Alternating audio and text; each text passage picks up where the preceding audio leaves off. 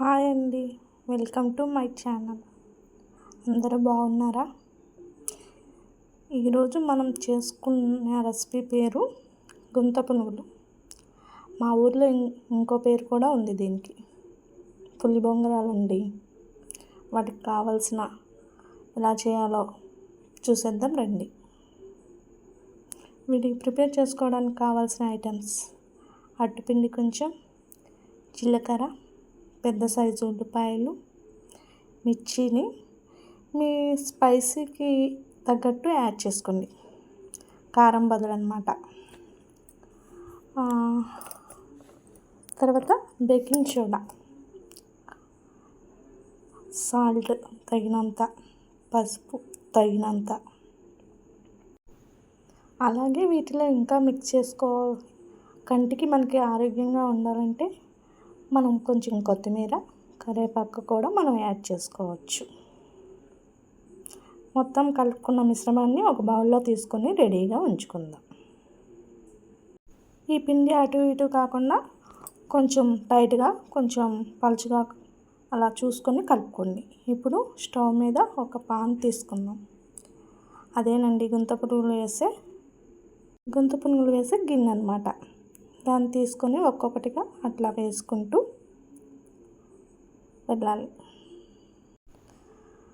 కొంచెం లైట్గా మీరు ఆ పాన్ మీద కొంచెం లైట్గా ఆయిల్ వేసుకొని అలా వేసుకున్న తర్వాత కొంచెం ఉడికిన తర్వాత వాటిని మనం రివర్స్లో వేసుకోవాలన్నమాట. కొంచెం ఉడకనివ్వాలన్నమాట.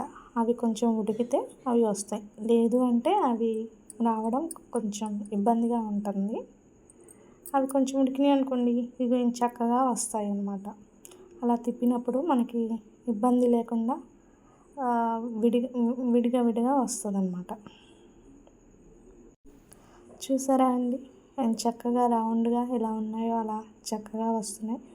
ఉడకాలన్నమాట. ఇవి కొంచెం మరీ ఎక్కువగా ఉడికినా నల్లగా అయిపోతాయి. అలా కొంచెం గోల్డ్ కలర్లో వచ్చేటట్టుగా చూసుకొని మనం వాటిని చేసుకోవాలి. ఈ గుంత పునుగులు మనం పులి బొంగరాలు అంటాం అనుకున్నాం కదండి. ఇవి చాలా టేస్ట్గా ఉంటాయి.